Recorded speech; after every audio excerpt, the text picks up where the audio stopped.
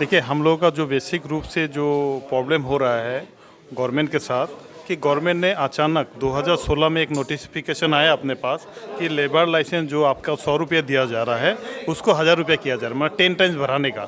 100 का 1000, 300 का 3000, 1000 का 10,000, ऐसा करके 10 टाइम्स ये लोग वृद्धि कर रहा है। तो हमारा व्यापारी लोग इसकी पहले से भी इसका अपोज किया है, आंदोलन किया है, भारत बंद भी बुलाया है। और उसके जब हम लोगों ने बंद बुलाया तब हमें डीसी ऑफिस से हमारे जो सीएम सर है उन्होंने उन्होंने बोला, तो हम लोगों ने उनके साथ बैठ के फिर एक नेगोशिएशन हुआ कि आपकी जो प्रॉब्लम है वो हम लोग बहुत जल्दी इसको सॉल्यूशन में ला देंगे और आपका सॉल्व हो जाएगा। तो ये सॉल्व होते होते देखिए 4 साल 4.5 साल हो गया, लेकिन अभी तक कोई सॉल्यूशन इसका नहीं निकला है। और आज के दिन में कोई भी अगर सोचे कि व्यापारी एकला है, व्यापारी संगठन मजबूत नहीं है, बहुत गलत होगा। व्यापारी संगठन आज तक बहुत मजबूत है और आगे चल के बहुत मजबूती इनमें मतलब आ रहा है। तो आपके माध्यम से मैं यही जानना चाहता हूं कि आप लोग व्यापारी को इतना अंडर एस्टिमेट बिल्कुल मत कीजिए। व्यापारी का जो नैतिक अधिकार है उसको दीजिए। हम लोग कभी भी गवर्नमेंट के साथ लड़ते नहीं, झगड़ते नहीं, उलझते नहीं है, लेकिन गवर्नमेंट की इस तरीके का रवैया हम सारे व्यापारियों को दुखद कर रहे हैं। तो आप सबसे अनुरोध है, आप सबके माध्यम से हम गवर्नमेंट को अनुरोध जनाना चाहते हैं कि इस पर विचार करें और हमारे व्यापारियों पर इसकी राहत कार्रवाई करें।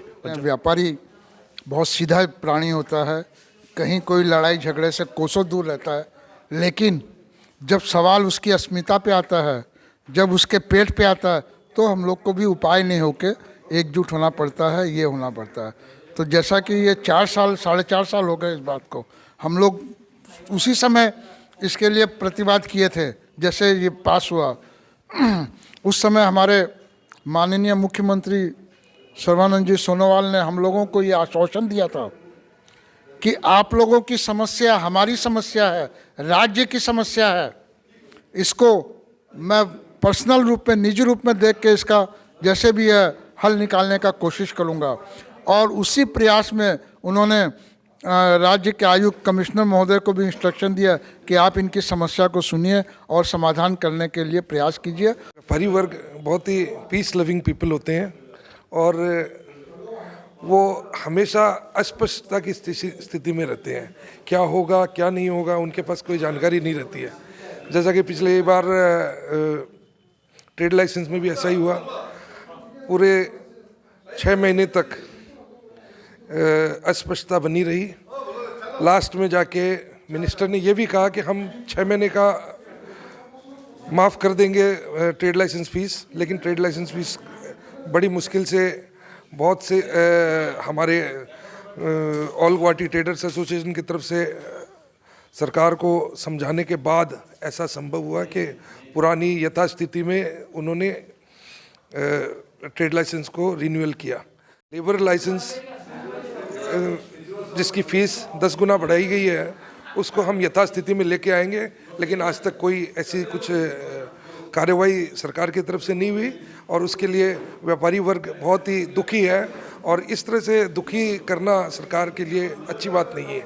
मैं ये बोलूँगा सरकार को आपके माध्यम से कि हमारी मांग जल्द पूरी की जाए। শ্রম এটা আমার labour shop and established act অনুসৰি আমি ট্ৰেড লাইসেন্স কৰিব, লেবাৰ লাইসেন্স কৰিব লাগে। তাতে অসমত হঠাতে কোনো কাৰণ নোহোৱাকৈ আমাৰ লগত কোনো ধৰণৰ আলোচনা নকৰাকৈ, আমাৰ লগত কোনো পৰামৰ্শ নকৰাকৈ, আমাক কোনো ধৰণৰ পেপাৰ নোটিছ, টিভি নোটিছ, কোনো নোটিছ নিদিয়াকৈ য'ত সৰু আৰু মজলীয়া দোকানবিলাকৰ ট্ৰেড লাইসেন্স লেবাৰ লাইসেন্সৰ ফিজ আছিলে 100 টকা, এইটো বৃদ্ধি কৰি 1000 টকা কৰি দিলে। যিসকলৰ আছিলে 3000 টকা তেওঁলোকৰ 1000 টকা, তেওঁলোকৰ হ'ল 2000 টকা, 3000 টকা 30000 টকা। এই হাৰত 10 টাইমছ তেওঁলোকে বঢ়ালে। এইটোৰ আমি তীব্ৰ বিৰোধিতা কৰিলোঁ, আবেদন কৰিলোঁ, কমিশনাৰক কৰিলোঁ, সেক্ৰেটাৰী কৰিলোঁ, লেবাৰ সেক্ৰেটাৰী কৰিলোঁ, লেবাৰ মিনিষ্টাৰক কৰিলোঁ। মুখ্যমন্ত্ৰী কৰিলোঁ, আকৌ চিফ ছেক্ৰেটাৰী কৰিলোঁ, এডিশ্যনেল চিফ ছেক্ৰেটাৰী কৰিলোঁ। ব্যৱসায়ীসকল সদৌ গুৱাহাটীৰ প্ৰায় 60,000 ব্যৱসায়ী, লগতে সদৌ অসমৰ প্ৰায় 5 লক্ষাধিক ব্যৱসায়ী যি কষ্টৰ ভিতৰত এই ক'ভিড পিৰিয়ডত যোৱা 8 মাহ 9 মাহ ধৰি ইমান আমাৰ ওপৰত ইমান অত্যাচাৰ হৈ আছে, যিবিলাক কথা আমি সহ্য কৰিছিলোঁ কেৱল ক'ভিড পিৰিয়ডৰ কাৰণে আমি সহ্য কৰিছিলোঁ। কিন্তু এতিয়া সহ্যৰ সীমা যেতিয়া পাৰ হৈ গ'ল, আমাৰ সহ্যৰ সীমা যেতিয়া পাৰ হৈ গ'ল, কোনো নিৰুপায় হৈ আমি সংবাদ মাধ্যমৰ আশ্ৰয় লৈছোঁ আৰু সংবাদ মাধ্যমৰ ৰাইজৰ আশীষ বিচাৰিছোঁ, ৰাইজৰ মতামত আৰু আশীৰ্বাদ বিচাৰি আজিৰ এই সংবাদ মেল কৰিছোঁ। বিশেষকৈ যোৱা 4 বছৰ 4.5 বছৰ আমাৰ নতুন চৰকাৰ আহিল, চৰকাৰ পৰিৱৰ্তনৰ চৰকাৰ আহিল, পৰিৱৰ্তন হ'ল। এই চৰকাৰৰ পৰা আমি বহুত কিবা কিবি আশা কৰিলোঁ। কিন্তু আজিৰ দিনত এই ব্যৱসায়ীসকলৰ ইমান তেওঁলোকে এই চৰকাৰে ইমান তাচ্ছিল্য কৰিছে আমাক,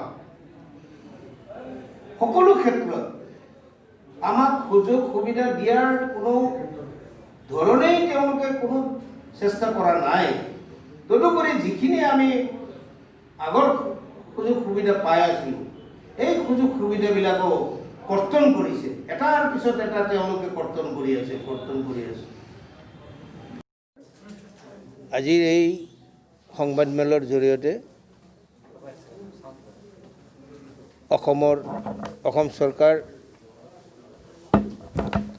চৰকাৰক আমি সদৌ গুৱাহাটী ব্যৱসায়ী সন্থা আৰু সদৌ অসম ব্যৱসায়ী সন্থাৰ ফালৰ পৰা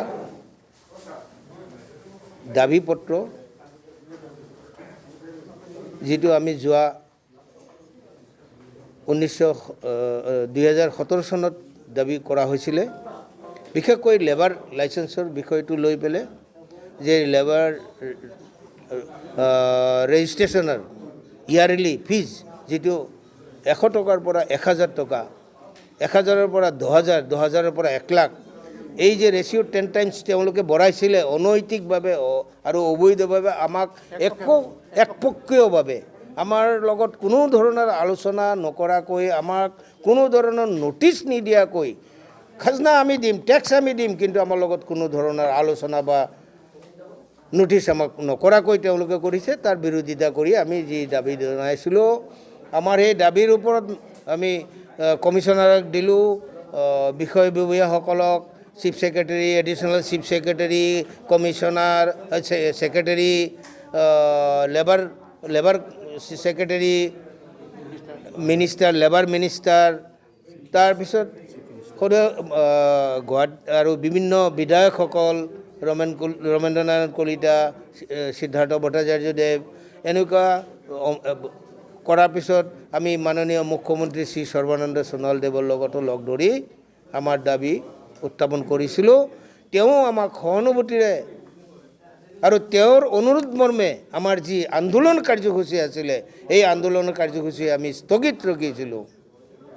কিন্তু এই যোৱা 4 বছৰ তেওঁৰ ইমান আশ্বাস দিয়াৰ পিছত, তেওঁ আমাৰ দৰখাস্তৰ ওপৰত ৰিকমেণ্ডেশ্যন দিয়াৰ পিছত, এই ৰিকমেণ্ডেশ্যন কিয় কাৰ্যকৰী নহ'ল, তেওঁৰ নিৰ্দেশ মৰ্মে আমি কমিশ্যনাৰৰ লগত, তেতিয়া TC শৰ্মা কমিশ্যনাৰৰ লগত বহি পেলাই এটা আমাৰ নেগচিয়েশ্যন হ'ল, ৰেট স্থিৰ হ'ল, মাজামাজি এটা ৰেট ঠিক কৰা হ'ল, এইটো গ'ল, আকৌ এইটো চিফ মিনিষ্টাৰৰ তাতে গৈ দেখা হ'ল, হ'ল। কিন্তু আজি কি কাৰণত, কি দুষ্ট চক্ৰান্তত আমি নাজানো, সন্দেহ কৰিছোঁ। ইয়াৰ পিছত এটা সাংঘাতিক ধৰণে আমাৰ ব্যৱসায়ী বিৰোধী এটা লবি কাম কৰি আছে, ব্যৱসায়ী স্বাৰ্থ বিৰোধী লবি কাম কৰি আছে, দুষ্ট চক্ৰই কাম কৰি আছে, যিসকলৰ কায়েমী স্বাৰ্থ নষ্ট হ'ব, তেওঁলোকে এইটো মাননীয় মুখ্যমন্ত্ৰী জনোৱাৰ পিছত, তেওঁ অনুমোদন জনোৱাৰ পিছতো এইটো আজিলৈকে আজিবদ্ধ হোৱা নাই। তাৰ কাৰণে আমি সাংঘাতিকভাৱে বিক্ষোভ হৈছোঁ, সাংঘাতিকভাৱে আমি আক্ষেপ প্ৰকাশ কৰি আছোঁ আৰু তীব্ৰ গৰিহণা দি আছোঁ। বাধ্য হৈ আমি আন্দোলন কাৰ্যসূচী ল'ব কাৰণে গৈ আছে ব্যৱসায়ীসকলে যোৱা আমাৰ অসমৰ এতিয়া বৰ্তমান পৰিস্থিতিত এই কোভিড আনলক আৰু লকডাউনৰ উঠাৰ আনলক পিৰিয়ডত য'ত GST যোৱা বছৰে এই মাহত কালেকশ্যন হৈছিলে এক মাহত কালেকশ্যন 600-700 কোটি টকা এতিয়া 900 কোটি টকাৰ অধিক GST কালেকশ্যন হৈ আছে এইটো সম্পূৰ্ণ ব্যৱসায়ীসকলে দি আছে আমাৰ ব্যৱসায়ীসকলে পৰা কালেকশ্যন আপোনালোকে টেক্স কালেকশ্যন কৰিব কিন্তু তেওঁলোকৰ কাৰণে সুবিধাৰ 1% নকৰিব এইটো আমি কেতিয়াও মানি নলওঁ আমাৰ এই অনৈতিকতাৰ বিৰুদ্ধে আমি দাবী জনাইছোঁ Hi, I am Prakash Raj. Oops, no. Touch hua to kya hua? Bro, this is antivirus Austin plywood. It kills 99.99% germs and viruses. Austin plywood. अब सिर्फ इस पर ही है Austin plywood, the best plywood.